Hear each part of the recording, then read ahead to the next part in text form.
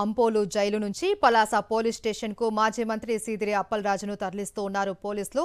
Road ప్రమాదం కేసులో రిమాండ్లో ఉన్న అప్పలరాజుకు ఒకరోజు పోలీస్ కస్టడీ మంజూరు చేసింది కోర్టు. పోలీస్ కస్టడీ పిటిషన్పై విచారణ అనంతరం అనుమతి ఇచ్చింది న్యాయస్థానం. ఉదయం 10 గంటల నుంచి సాయంత్రం 5 గంటల వరకు పలాస పోలీస్ స్టేషన్లో అప్పలరాజును విచారించనున్నారు పోలీసులు. విచారణ అనంతరం అప్పలరాజును తిరిగి అంపోలు జైలుకు తరలించనున్నారు పోలీసులు. అంపోలు జైలు నుంచి పలాస పోలీస్ స్టేషన్ కు మాజీ మంత్రి సీదిరి అప్పలరాజును తరలిస్తూ ఉన్నారు పోలీసులు. రోడ్డు ప్రమాదం కేసులో రిమాండ్లో ఉన్న అప్పలరాజుకు ఒకరోజు పోలీస్ కస్టడీ మంజూరు చేసింది కోర్టు. పోలీస్ కస్టడీ పిటిషన్పై విచారణ అనంతరం అనుమతి ఇచ్చింది న్యాయస్థానం.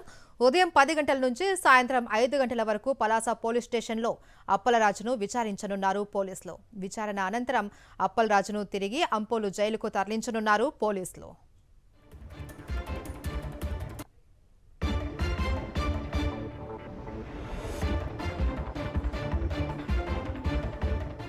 మరిన్ని అప్డేట్స్ కోసం ఛానల్ ను సబ్స్క్రైబ్ చేయండి. నోటిఫికేషన్స్ కోసం బెల్ ఐకాన్ పై క్లిక్ చేయండి.